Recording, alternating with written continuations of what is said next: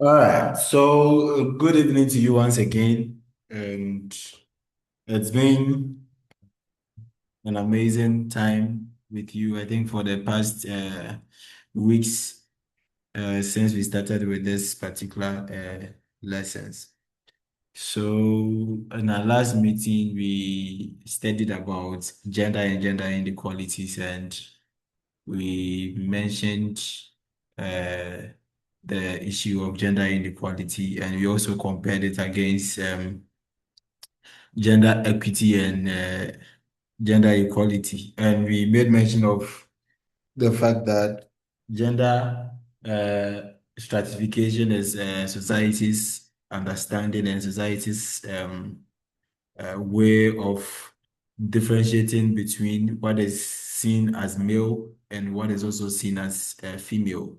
And we said that when we are talking about male and female, we are basically talking about um, the sex of a person. So we are saying that the male and the female is biologically driven or it's a biological division. But when it comes to gender, it's a social division. And we looked at how, because of there has been a lot of inequalities when it comes to male and female, and we looked at all of them, gender issues at the workplace, right? We looked at all of these issues, and this lecture is particularly linked or has some link with the gender inequality since they are all talking about inequality. So today we'll be looking at social stratification and inequality in our societies, right? So you're understanding the universal hierarchy of human societies, and you would realize that day in and day out, you see that the society has been structured in a way that there are people who are given more respect. There are people who are, who are rich. There are people who are also considered the least in the society. And you would realize that it is how the society has been structured. It has been structured in such a way that the poor continue to be poor and the rich continue to be rich. And that is what we are talking about, the issues of social stratification. So we are basically looking at how society, even the people in the society have been structured, and it's what we call a structure. So that is basically about how the society has been structured and why is it that we have people who are, especially those who do Zoom Lion, those who gather our garbages and all that. Why do we have people who are bankers, some who are uh, the owner of, let's say, companies, and we have workers and all that. So we are coming to look at all these issues and look at the theoretical perspectives when it comes to all those issues. So that is just a brief background of what we are coming to do today. So yeah, so you understand social stratification, that is the universal, inevitable, and is also present in all societies. So we look at why hierarchies exist. We look at the four pillars of social stratification, which is wealth, power, prestige, and privilege as a foundation of inequality. We also look at systems of stratification, that is the open and closed system. We will look at all those stuff, and we will use the Rwanda the case system and that of the Tutsi, that is the Tutsi, the Cha, and then the Hutu. We will look at all of them. And we will also look at the gate system in India, like to understand how the closed system and then the open system also works. We also explore the social mobility, right? So movement between strata, that is vertical, horizontal, and intergenerational. In some cases, we have intragenerational mobility. We also look at some of the theoretical perspectives. We look at the idea or the multidimensional idea of Max Weber and the two-dimension idea, that is the economic determinism by Karl Marx. So we look at all their views and how they understand social stratification to be. And at the end of it all, you will climax it with looking at how the Ghanaian context, how the Ghanaian social structure has been configured. That is it a class or a classless society. So we will look by the end of this lecture, we will know that whether Ghana is a class or a classless society. Okay.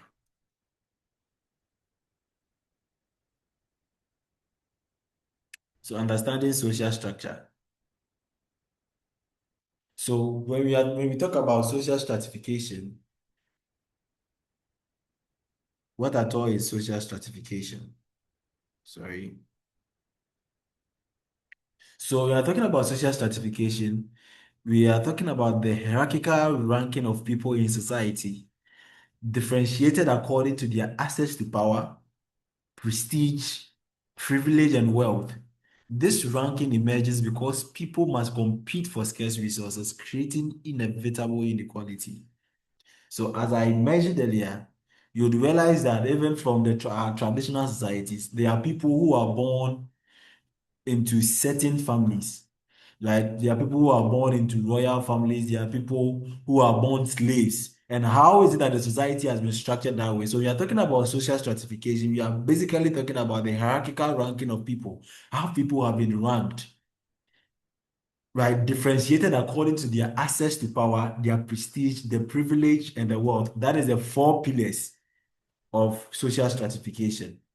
So that is what we mean by social stratification, the hierarchical ranking of people in society, differentiated according to their access to power, the prestige, privilege, and wealth. And you would realize that these four pillars, they are mutually or they are mutually exclusive. You realize that when you have access to the other, there's a possibility you also get when you have one, you also get the other. For instance, if you have power in the society, or for instance, if you have wealth in the society, you'd realize that the wealth that you have gives you some level of power over others. Now, when we are talking about power, you are talking about your ability to influence others to channel or to chart a particular course of action.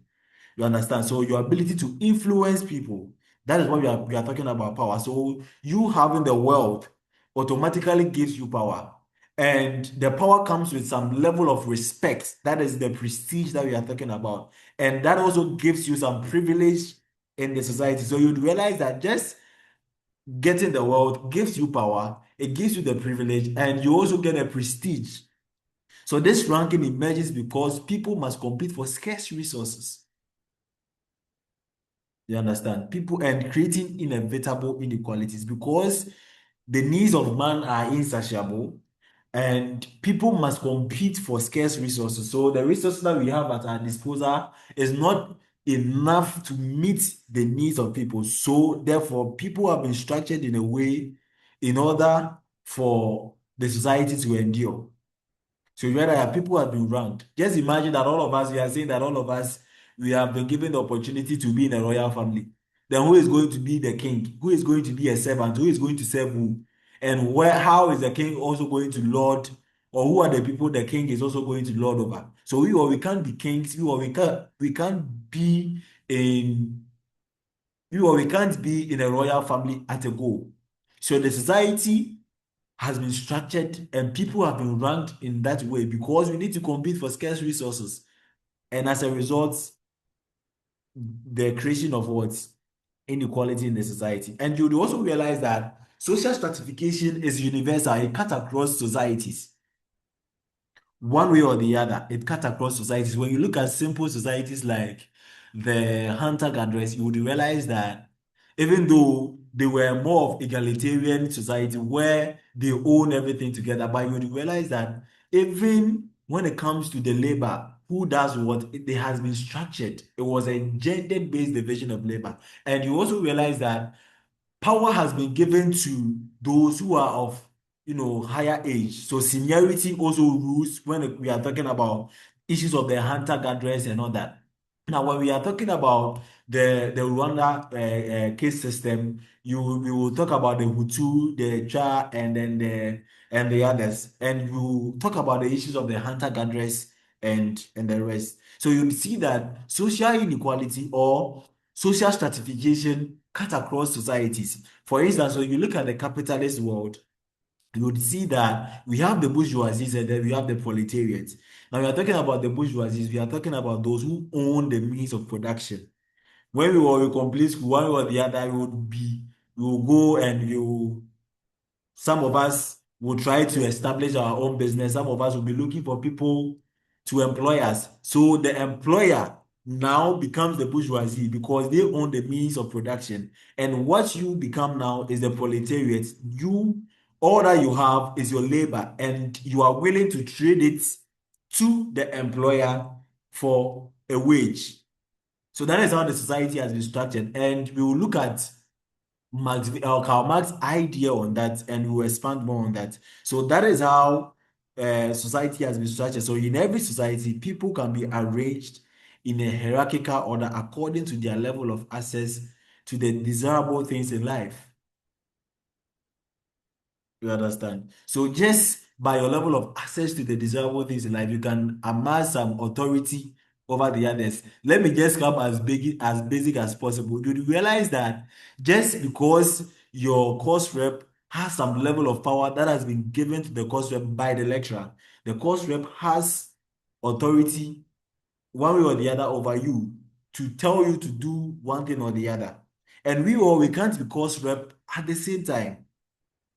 So we need that stratification. One way or the other, we need people to lead us. One way or the other, we need people who would be on top of us. One way or the other. That is how the society has been structured. You understand? And we would we will dive deeper into that. So 100% of all societies show stratification, and all human beings from history till now, you would see the inequalities, the stratifications that has been done in our various societies. Now, when you are talking about the concept of a stratum, now the stratum suggests that societies consist of different layers with some people positioned above or below others in the society. That's what I was talking about. So there are layers upon layers. That one way or the other, you see that someone has been positioned on top of you, or you are below someone, or you are on top of somebody. So you, in one way or the other, when you look at any society, you will see people at the top of the structure. So those are the people who have access to the maximum resources. And you see people who are in the middle strata. That is the moderate access. So they have moderate access. And we have those who are the lower. That is the limited access. So even in Ghana, you can look at the local class, the middle class, and those who are at the top or the upper class. And you will see that the majority of the people are in the middle class. Majority of the people lower class, and you have quite a number in the middle class, then quite a few at the top. And that should tell you that the few have been given more privilege because they have access to the resources. So they have more money, they accumulate more money. Just imagine, just recently, you have just one political leader having about a $1 million seated cash in the house. And that is how unequal the society is now, because they have access to the society. And so Ghana, when they come, they'll come and tell you that, oh, Ghana GDP, our GDP is this. Let's say it's 2,000 Ghana cedis, right? But you realize that 2,000 Ghana cedis, the average person on a daily basis even struggle to have a day's meal.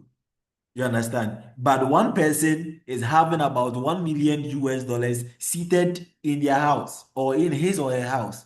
And you now come and tell me that on average, every person makes, let's say, 2,000 Ghana cedis a year or a month.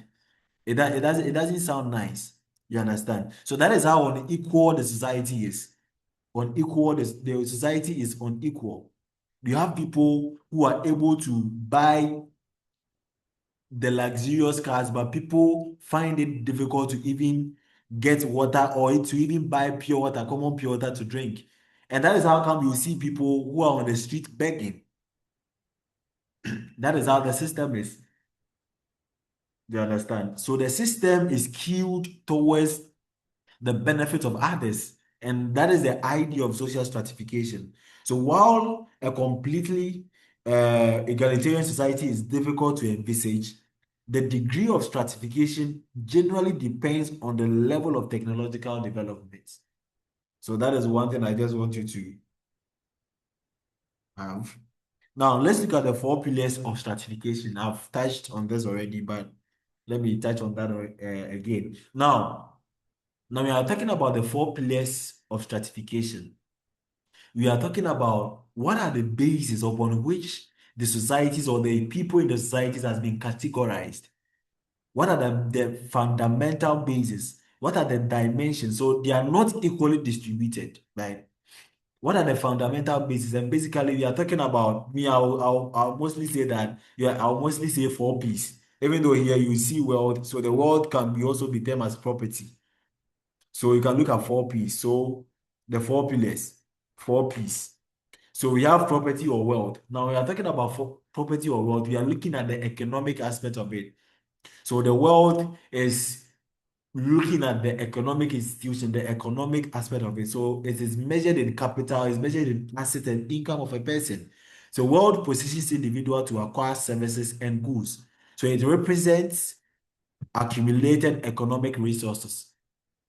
Now in Ghana, you can look at Despite and all those people who have, who are well-to-do, who own companies and all that. You would see that these people they really have money. Recently, we have one business owner, right, that decided to give out good bars because he's celebrating his birthday, and that should tell you how the society has been structured. When you are looking at wealth, you are looking at the property, you are looking at assets and income of people. That should tell you the inequality that comes with it. Someone had enough to give some out, and some people are even trying difficult to even exist. And that should tell you how the society has been structured and has been stratified. We can also look at social stratification on the basis of power. So the ability to command influence and the actions of others. So even in the face of resistance, power enables individuals to achieve their goals despite opposition. You understand? We can also look at it from the aspect of prestige. So prestige, you are talking about a person's standing in the society. So it involves respect, esteem, recognition from others. Prestige is often tied to occupation and social contribution. So you realize that there are some people, they may not necessarily have the wealth in the society, but they are really, really respected by a lot of people in the society. Why? Because of their contribution to the society. Maybe not necessarily in terms of monetary value, but one or the other, they are contributing they're contributing towards the development of the society that they find themselves in. And as such, they are highly respected in the society. That is what we are talking about prestige. We can also look at the privilege. Now we are looking at the advantages, the immunities or rights a person enjoys in society. I always used to say that, see, if you are a lay person in the society that we find ourselves in, and you have a court case, your case, it will not even keep long and you'll be jailed. The judge will sentence you. But you are someone that has money. You are someone that has money. Your court case can take like 3 years and 4 years, 5 years. Then you will still be going to court because you have enough money to prolong. You have enough money to buy your way out. That is the privilege, the advantages that you are getting because of, let's say, the wealth that you have, the power that you have, and the respect that you have. There are some of us, because we know some people, those people give us some level of advantage over the others. And that is how the society has been stratified. So the four pillars, we are looking at the property or the wealth, we are looking at power, we are looking at prestige, we are looking at privilege. Right. At this point, is there any question when it comes so far? What we have discussed so far? Is there any question? Is there any question?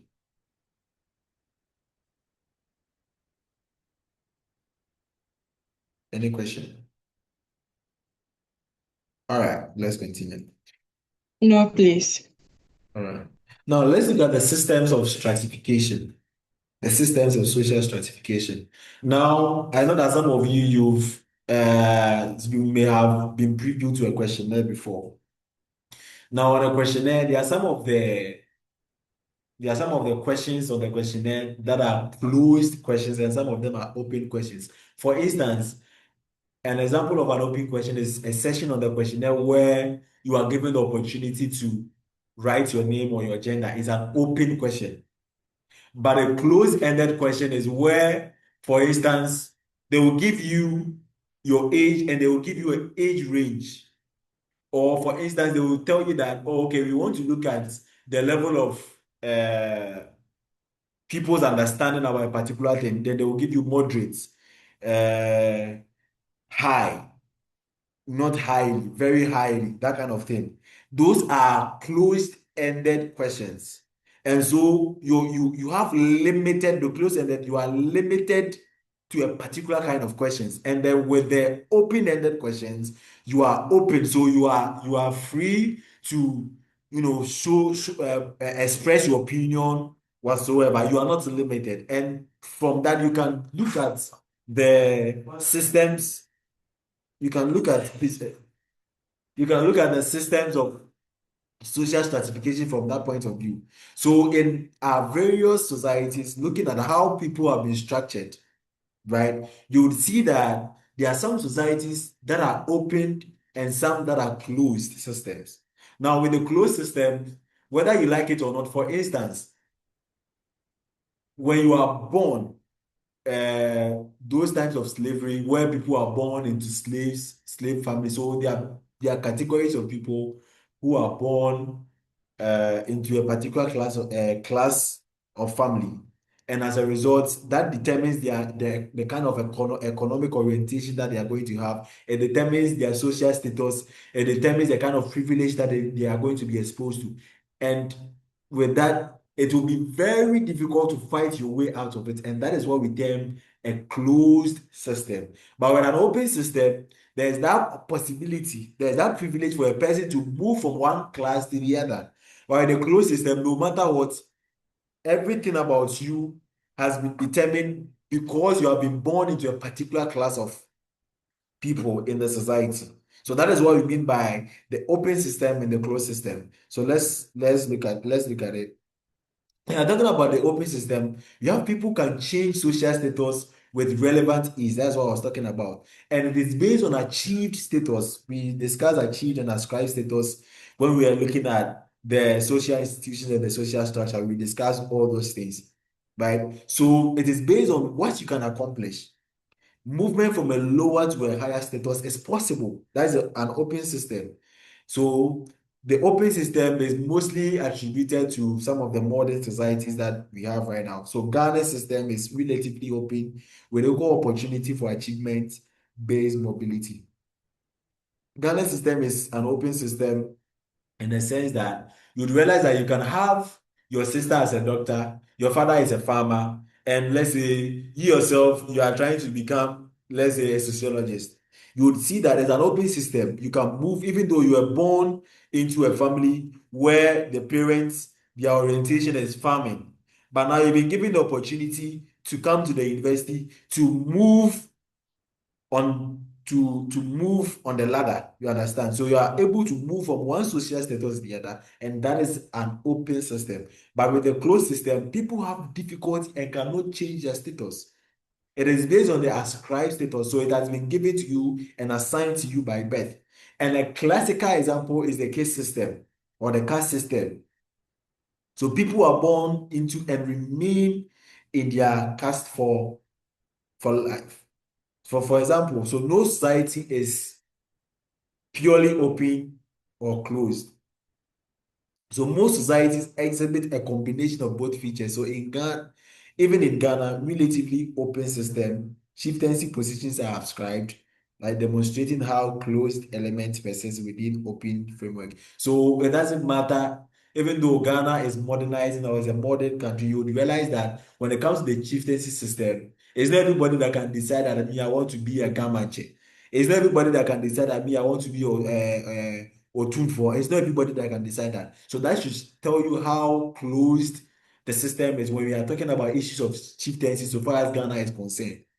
But we are talking about issues of your personal aspirations, what you want to be in future. You have people who are climbing, who were born into, relatively poor family, and now they've been able to make it to some political positions, and that is an open system. So you'd see a mix of both the open and the closed system here in Ghana. But we are talking about a closed system. A typical example is a case system. And the case system is a form of social stratification historically prevalent in South Asia, particularly in India, Nepal, and some other countries influenced by the Hindu culture. So traditionally, it's associated with the ancient Hindu Varna system, which classifies societies into four broad categories. So we have the Brahmins, who are the priests and the scholars. They are responsible for religious rituals and teachings, right? We have the Kshatriyas, who are warriors and rulers. They are also tasked with protection and governance. So you'd realize that with the caste system, as soon as you are born into this particular family, it will be difficult to change. So if you are born into the Shudras, you would realize that at the end of the day, you become a laborer, whether you like it or not. So that is how the society has been structured. So your destiny in life has been determined by virtue of the kind of class or the kind of case system that you are born into. So we have the four fundamental or the four broad categories.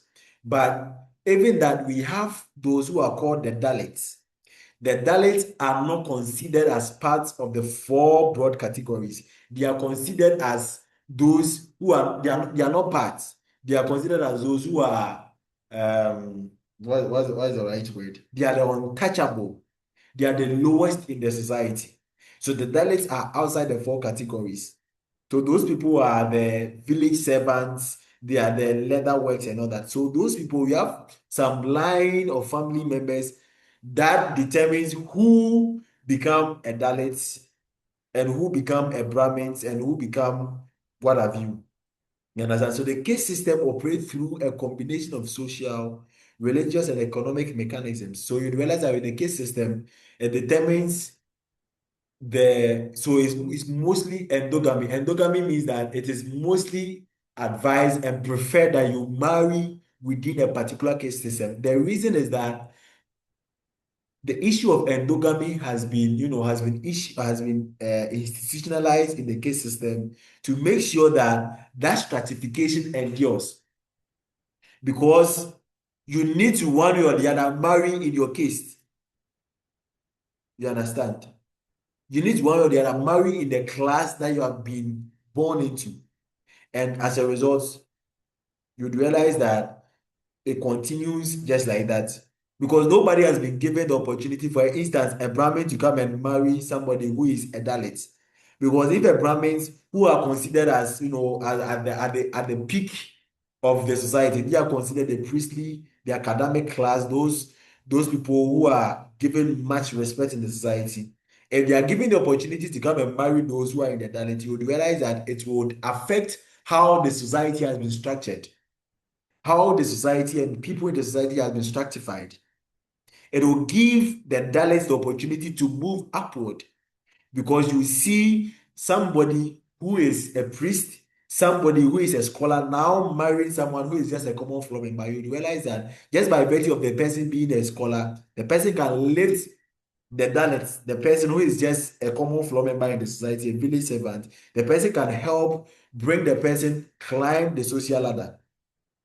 And so issues of endogamy has been institutionalized in order to make sure that this system continues to endure and issues of inequality continue to persist in the society.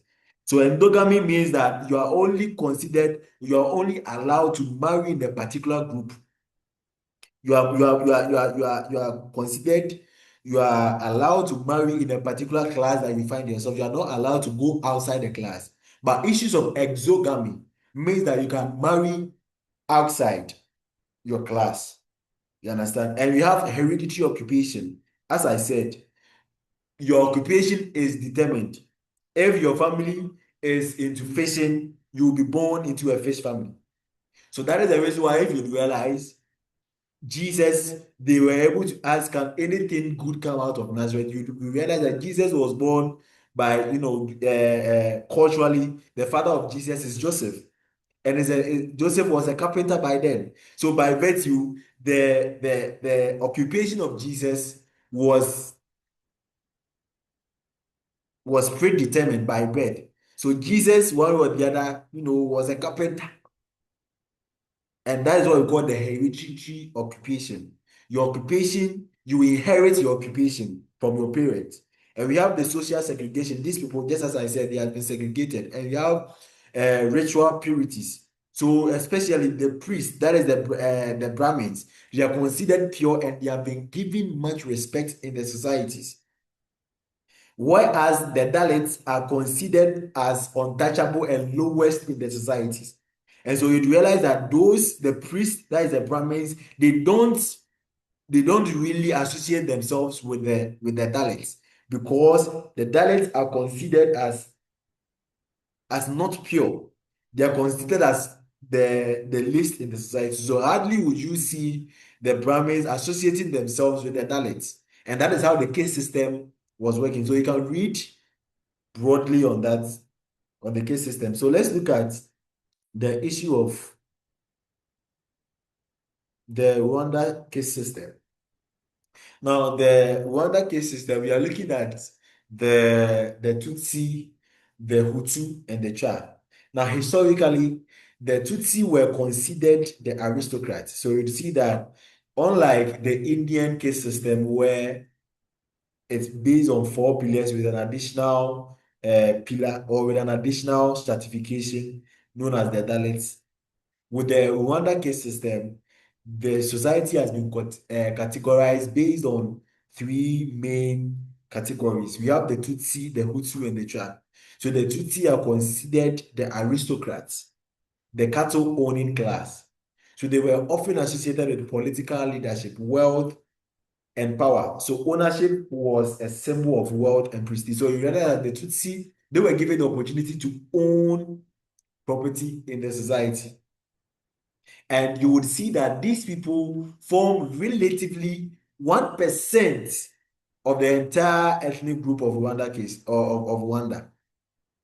They form just 1% of the society so far as Rwanda is concerned.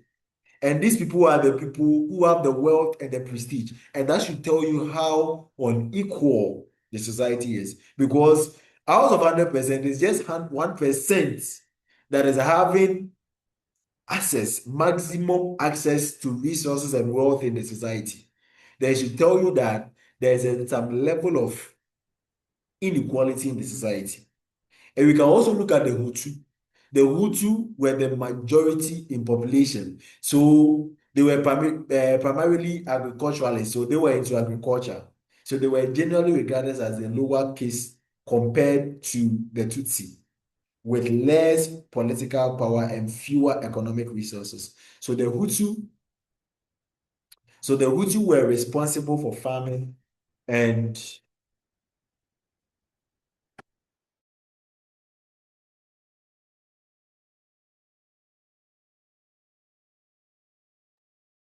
so sorry, I had to attempt something.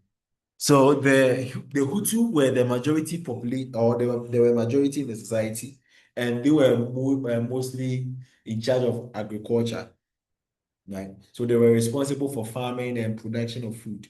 And the Hutu formed approximately about 84% of, and you'll see that those are the middle class. So majority of them are the middle class.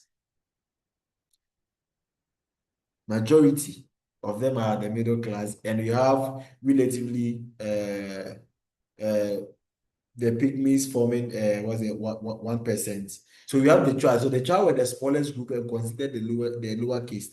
So traditionally they were hunter gatherers and potters. I mentioned hunter gatherers, like when we started the lesson, right? So the tribe, they face significant marginalization and discrimination, often living in the fringes of societies. Right. So the tribe, they are mostly hunter-gatherers. So you see that we have the Tutsi who have been given the leadership opportunity in the society. So with that, if you are born a Tutsi, automatically you have the potential of becoming a leader in the society one way or the other. And you have been given the opportunity to amass wealth in the society. But if you are a Hutu, it means that you, whether you like it or not, you are going to be a farmer. You are going to basically be involved in food production. But the tribe who are considered the lowest in the society, they are the marginalized people in the society. So you realize that yes, the tribe form 1%. I think initially I mixed it up. It's the tribe that form 1% of the society, with majority being at the middle, that is the Hutu, and then the Tutsi being forming 15% of the society. We should note that the caste system were made more formalized during colonization under the Belgian rule, with the introduction of identity cards that classified individuals as Tutsi, Hutu, and Cham, which deepened the social division of labor. Recently, we have experienced the Ghanaian government channeling and UN a resolution to make the slave trade and colonization, the slave trade, the gravest crime against humanity. And that resolution has been passed by UN. So the slave trade and colonization has been considered the gravest harm against humanity. You understand? And you would see that these people, colonization, these people, when they came, they capitalized on the existing inequalities, the existing stratification in societies in order to take the wealth from us, in order to take the resources, to take our natural resources to their country. So they capitalized on that. So I just wanted to check that particular this one in. So because of the time, we will end the first session here. We'll have an additional 30 minutes. Then we'll bring the class to an end. So when the class ends, you can join. Then we'll continue with the other session of the social stratification. All right. So have a good night, and let's join right away, right after the class ends. Thank you.